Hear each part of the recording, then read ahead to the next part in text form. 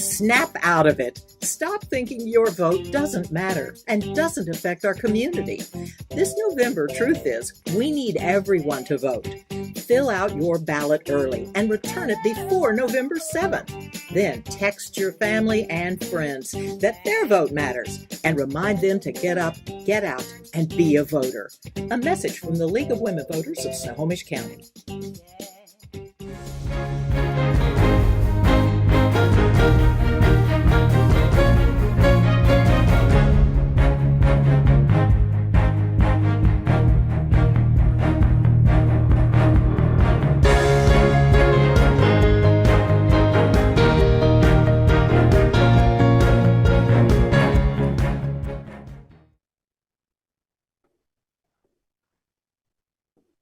Welcome to the League of Women Voters of Snohomish County Forum for candidates for County Assessor for Snohomish County. I'm Karen Matson, a member of the League. This forum is being live streamed to our League YouTube channel. To those in the virtual space joining us, thanks for being here. A recording of the forum will be available on this same YouTube channel for later viewing. Let me provide first some background on the position. The County Assessor appraises personal and commercial property, administers exemptions and special programs, and sets tax levies. Candidates for assessor are Linda Hjelle and Joe Wanagel. It's the position and policy of the League to be nonpartisan. Therefore, we neither endorse nor oppose candidates or parties. The rules for participation in this forum were sent ahead to each of the candidates. I'll pose the questions and will clearly state the amount of time allowed for each answer. We're using a countdown timer visible to each of the candidates, and time limits on answers will be strictly enforced. I'll change the starting order for each question, alternating candidates in the starting position to ensure a fair sequence. This was determined randomly. The order for the first question will be Ms. Hjelle, followed by Mr. Wanagel. With that, let's begin. Candidates will have 2 minutes to respond to this first question. Ms. Hjelle, that question is, what are the major issues you feel need to be addressed by this office? Please explain why you're focusing on these issues. Thank you, Karen. So, as you said, one of our major actions that we take in the assessor's office is valuing property for tax purposes. The dynamic real estate market has brought various challenges to our office. Our RCW mandate is to, again, revalue property as of January 1st annually, and that's per RCW 8440-020. That value is a tool used to distribute the property tax burden for the following year equitably to each property. In a market that saw extreme increases in residential sale prices, followed by a leveling and in most areas a decline, helping the public understand the timing and RCW assessment date requirements continues to be a major focus. So really helping people understand what the process is and what state law, how that mandates what we do. I've made sure that the public has a variety of ways to research and validate that their values are accurate, including online resources, in-person or on the phone staff availability. We do FAQs that are provided with the value notices. We have individual appraiser assignments to work with property owners on their valuation concerns. I also have mass appraisal reports and annual reports online that show our results are well within professional appraisal and statistical standards. So one major focus there. A second focus that I have is on unfunded mandates. So as laws change, oftentimes that doesn't come with the resources in order to implement fully. We've had a couple of RCWs that changed this past year, and what I'm looking for with council actually tomorrow in our budget process is to make sure that we have the resources needed to fully implement those processes. Thank you. You're more than welcome. Mr. Wanagel. All right. So my number one thing that I want is not to be too hard on the current assessor, but we have a problem with overvaluing older homes and apartments. Like, I'll give you a specific example. This is an actual fact, take a 1975 home that sold in January 2022 for $750,000. Now, the assessment amount of January 2022 was $913,000. So the actual sales value is $163,000 less than what is assessed at. 22% high. So it's being overtaxed by 22%. Now you're seeing this a lot on older and middle and lower income housing. Now, if you go to a 2020, a brand new 4,000 square foot mansion, sold for in January 2022 for $2.25 million.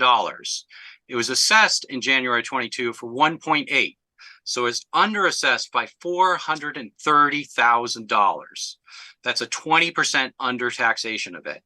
So you are overtaxing the low and middle income housing, and so you're overtaxing the low and middle income housing and undertaxing the high income housing. This is with affordability issues that we have now. This is raising rents on lower incomes. This is raising taxes on low incomes, and they just can't afford it. I think it really needs to be addressed. I see this time and time again. I see it over and over. And that would be the main thing I really want to focus on and get fixed, because just the middle and low income is getting overtaxed, and even more so by undertaxing the high income housing. Thank you, Mr. Wanagel. You'll lead off on this next one. You both will have 90 seconds to answer this question. Timer, please adjust the clock.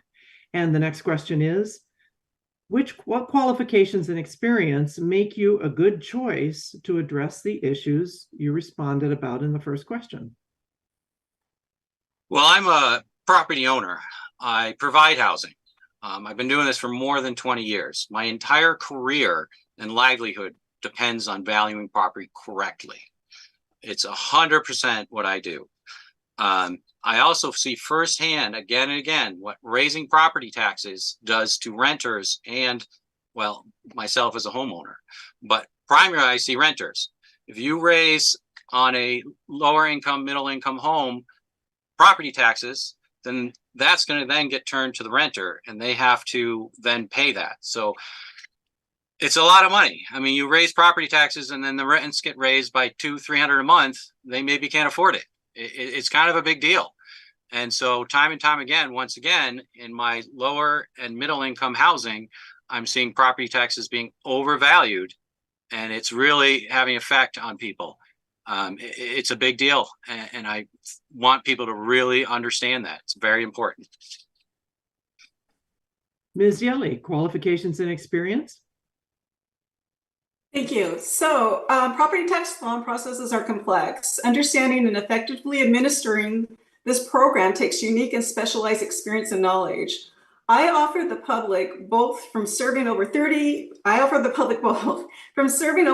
years in the assessor's office in a variety of positions. I started at an entry-level position. I worked my way through all the different departments within the office, including levy administration, mass appraisal, working with the mapping information, and so on.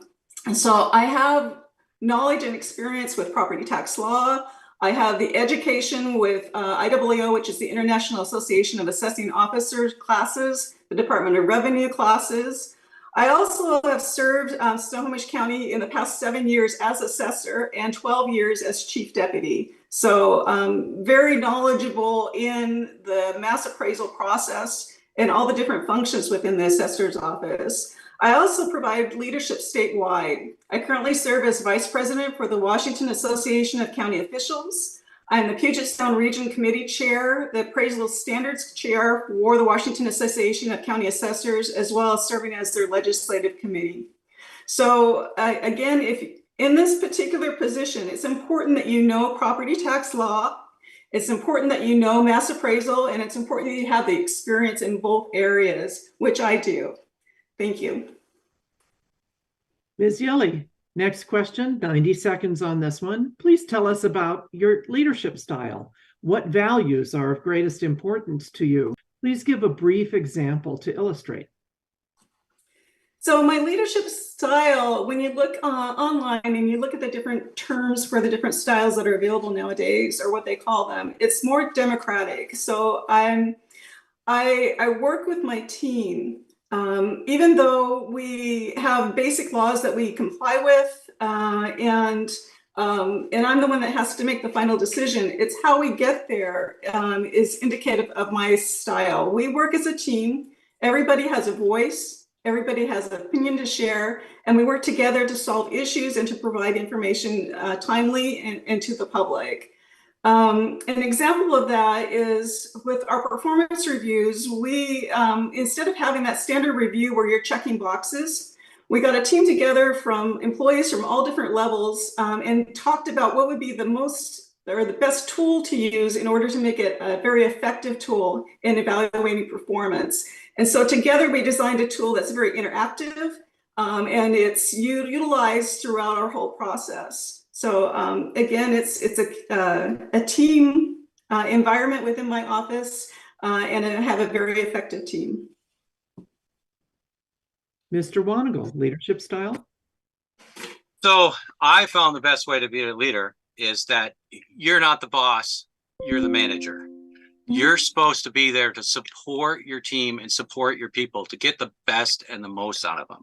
The number one thing is I always want to be accessible. You can contact me anytime. A clear example of this is I own hundreds of units and any one of them call me anytime. Any one of them, any one of my tenants, they can call directly to me if something is wrong. So I make sure that I'm 100% accessible. To work with people, not against them, especially we're working for the people of our county. We got to make sure 100% that they feel like we're working with them to get the correct values. I personally feel like too often I get that I'm being worked against instead of together with somebody to get the correct value. Also, things need to be good for everybody. You always got to make sure when you have two sides of the table to make sure it's good for everybody. And that's very important. I would like to go just briefly back to one of the other questions about this mass appraisal system. Honestly, it's not working. The mass appraisal is averaging way too much, and it's really bringing the top end down and the bottom end up. So you're overtaxing the middle and low and undertaxing the high end. And so I just want to make sure we understand that the mass appraisal also has to be adjusted. Mr. Wanagel, 90 seconds on this next question. Property tax assessment is a complex process. Can the assessor's office take steps to better inform and educate residents about this process? Please explain. Absolutely. It's a very complicated process, and I think it should be simplified as much as possible. When someone says mass appraisal, I got no idea what they're talking about. Someone's got to explain it to them. So first of all, I think it's very important at the assessor's office that I would start signing advocates and point of contacts to anybody that contacts the assessor's office. So they have the same person to contact over and over again. Maybe someone that checks up on them and really gets an answer to their question. You certainly could do videos on the situation. Once again, simplify as much as possible. And you could certainly do more online and pamphlets and whatnot. Really make sure when somebody comes in that they feel like they're taking the time to show them and make them understand, because it is a complicated process. So I guess that'll be my answer there. Thank you. Same question for you, Ms. Hjelle. Thank you. So some good points that Joe has made is having those contacts within the office. I do have staff available for answering questions. We answer our phones. And I'm also available for answering those questions. But how we get the word out is in a variety of ways. We currently provide an FAQ with every revaluation notice that goes out that explains the process. It also explains how to appeal your process and where you can get additional information. We have an extremely active website where we've provided tools out there for people to do research on their property values. They can go out to a mapping tool called Scopy, and they can actually bring up 3 years worth of values of their property. They can look at the different sales that occurred within their area and do a comparison of those sales to the different property types to make sure that their values are appropriate for their area. I go out and I speak in the public. I do presentations to kids in the school district in their high school government classes. I go and been at senior centers. I go to different cities to their meetings and talk about how property tax works. In addition to that, I have actually done a YouTube video with Treasurer Sullivan, And we've talked about the senior citizen exemption programs and how people can go about and apply for those particular programs. And I think that would be another way to utilize that particular tool more. I think there's more information. Thanks very much, Ms. Hjelle. Appreciate it. You're welcome. On to a different and slightly more complex question. Let's do 2 minutes for this one, please, timer. And Ms. Hjelle, you'll lead off. Are there any components of the property assessment process that you would change? Please explain. So the one area that I think that we need to focus on for the property tax assessment process is in it's called tax shifts. So it's when different types of properties move differently in the market. For example, over the past several years, the commercial properties have increased at a fairly steady rate in the market, where residential has been much more dynamic. We saw huge increases, frankly, in the market in the past couple of years, and then some slightly trends towards leveling off and decreases in this past year. But when the different types of properties move differently in the market, there is a shift of that tax burden from one entity to another. And I think that's an area that needs to be resolved. One of the things that my fellow assessors are working on, myself, King County Assessor and Spokane County Assessor, is a homeowner's exemption, where potentially the first $300,000 of your assessed value would not be taxable for the state school levy. And that would be pushing some of that burden over to businesses of higher value or properties of higher value, leveling off some of that tax burden and preventing so much of a shift going on to residential properties. So I would look for the legislature to hopefully take action this next spring, but that is an area that we're working strongly on and that I think needs to be addressed. Thank you. Mr. Wanagel, any proposed changes? Well, I think it all just needs to be done better. I keep hearing about this mass appraisal system, and I think the main problem with it here is it's not identifying, say, two of the same home, one that hundreds of thousands of dollars have been put into and the other one that doesn't. And I think that's commonly being it's not factoring in that very well, and then over appraising the house that hasn't been, which often is somebody that can't afford to do it. Also, I think it's taking new and old and averaging it too much. Why, once again, you're seeing older homes getting overvalued and newer homes doing. I see Linda shaking her head, but I can give you hundreds of examples of this. So I think one of the key things you really have to do here is you have to make sure state law says you take 5 years of comparables. And so you need to really make sure you take 5 years of comparables and average out the increases, opposed to trying to take very short time periods. When I go to appeals and I have sales in November, December, so only a month or two beforehand, I often see the assessor's office saying, I'm adjusting that value. There's not a lot of adjustment in a month. There just isn't. So there's a lot of things that really need to be fixed and fine-tuned there to get correct values and things. And once again, tax the people that everybody should get fairly taxed on the value of their property. It's just not happening right now. I've also seen on appeals, when you do win an appeal, it doesn't adjust the following year. It's very common by the time you get to appeal, it appeals and it shows that it's the wrong value, but then that doesn't reflect to the following year.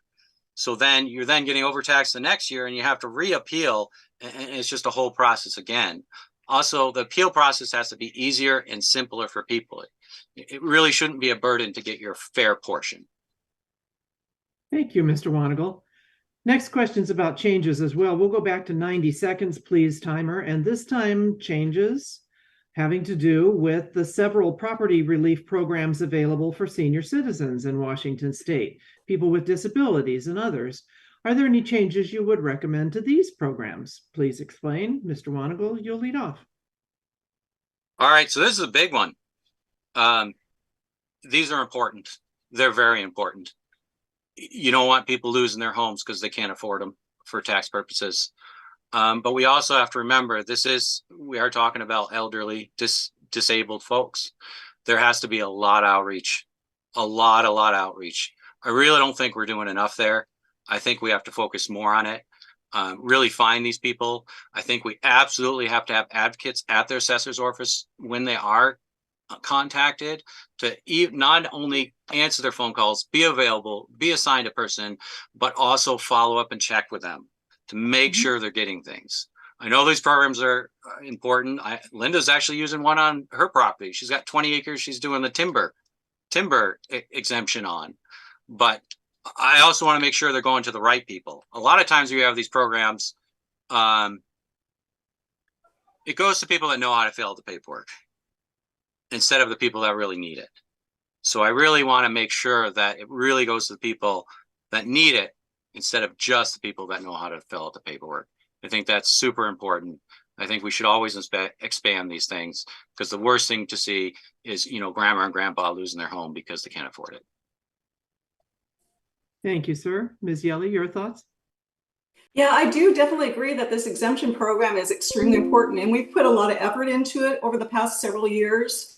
It used to be a 40,000 exemption income level across the state.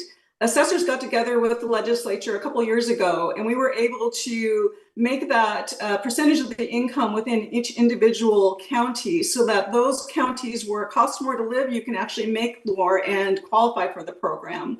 That raised that income level to 55.7. This past year, we had worked with the legislature again because senior citizens were getting an increase in some of their income for Social Security, and we didn't want people to be removed from the program. So we were able to increase the levels in Snohomish County. It's actually up to 75,000 that you can make next year and qualify for the program. As far as outreach, in every document that we send out to the public, we include information about the Senior Citizen Exemption Program. And I actually was just out to the Mill Creek YMCA doing a presentation about how the program works, providing the applications to senior citizens. I think there was about 50 that attended at that time.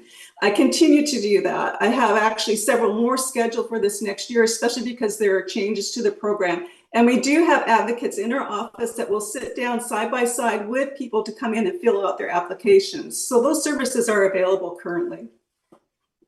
Thank you. Ms. Hjelle, you'll take the lead on this next one. 90 seconds for this question.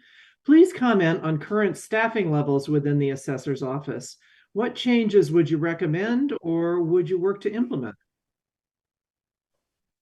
We are a very fine-tuned team and very efficient in the work that we do, but we do need additional resources within the assessor's office. That's why I am tomorrow at the county council budget meeting. I am asking for additional staffing this year, primarily because we have received changes in the law, unfunded mandates, so to speak, that we're going to need additional staffing for. That change that I talked about for the Senior Citizen Exemption Program, estimating at least another 4,000 applicants coming in. And I want to make sure that they are processed timely so that they get their relief in their tax bills during this next year. So additional staffing for that. The other one is there's been changes in laws for accessory dwelling units that will cause the potential increase in parcel count within our county. And so I've asked for additional appraisal staffing in our property control management division, staffing to create those parcels and get everything done in a timely manner. So again, staffing levels, we do need some more staffing within our office. I have a wonderful team that does a really, really good job. Our statistics show that we do a really good job. But when our workload increases, we also need some more help in that area as well. Thank you. Mr. Wanagel, your thoughts on staffing levels? Well, first I would assess, what kind of staff you have there. And it's kind of a numbers game. How many properties you got to assess, how much time it takes somebody to do it, and, how many people you need to do it. Obviously, efficiency is certainly a big deal. I own a bunch of companies. It's important to be efficient. I'm very good at that. In my world, if you're not efficient, you lose money. So I've got a lot of experience in that. But I also think it's very important to remember every new employee, every increase in budget, that's more tax dollars. We are serving the community. So we have to make sure that we're very careful there to not overstaff, have the right amount of staff. always trying to figure out how to simplify processes for everyone can create efficiency a lot and can often do with a lot less staff. I also want to make sure I really, really oppose upon staff that we are working for the people.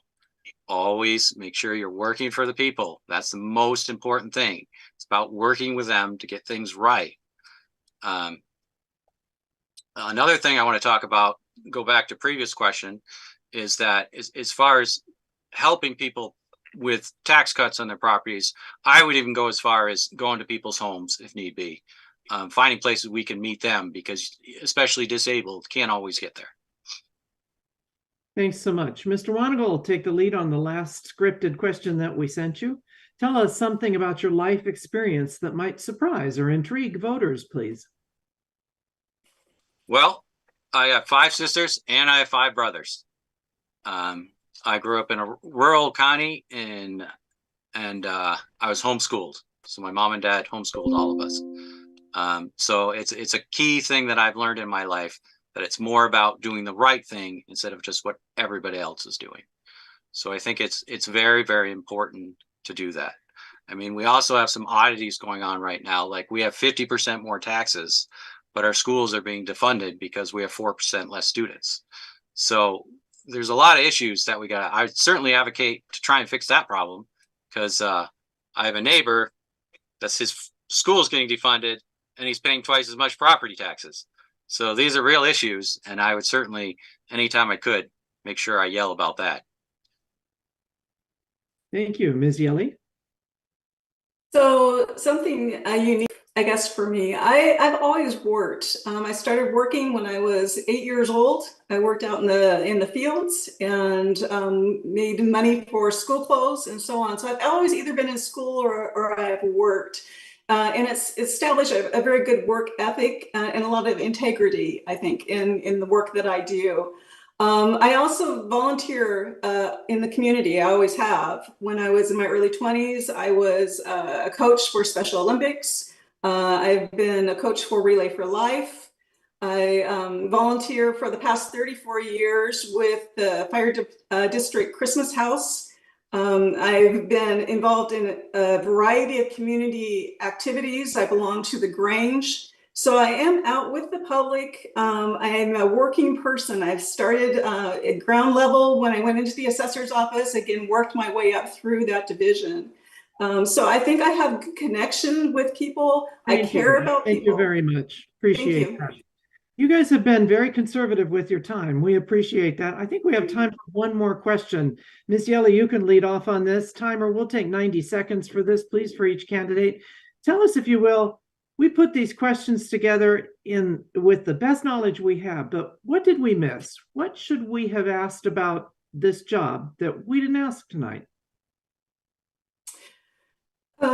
Okay, good question. I think that what you'll hear from both of us is that we both have a passion to make sure that we are being fair and equitable in the work that we do for the public.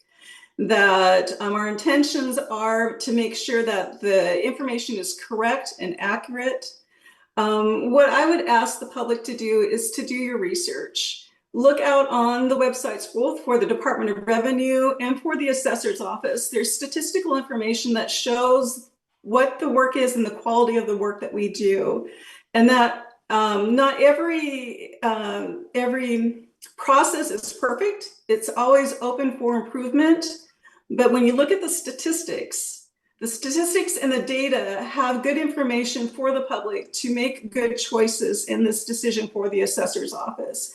My team does an excellent job. If you look across the state, we are one of the best in the state in what we do. So I would advocate that the public do their research and make the best choice based on the research that you can find. Thank you. Thank you. Mr. Wanagel, what should we have asked? Well, I mean, mostly I just want to follow up with I think the big difference here is that I feel like I'm going to be more of an advocate for lowering property taxes on middle and low income housing. I see the fact is, do your own research on that. Look at, 1980s older homes and look at their sales and see what they sold for versus what they're assessed for. You'll see 9 out of 10 times assessments higher than what they sold for at this point. And look at 4,000 square foot, 2 million plus homes.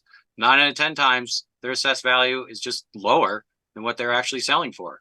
So I get that Linda's very into the, mass appraisal system and the Scopy and all that kind of stuff. But I'll be honest, I've never used Scopy. Been in real estate for 20 plus years, and I don't use it because it's not useful. So the reality of the situation, I just think we have to do a better job. I really think we have to do a better job making sure that people's homes aren't getting overtaxed. We just don't need to tax ourselves out of our own homes. It's just not something that has to be done. And it very much scares me that that's the direction this is going. And I think it just needs to stop.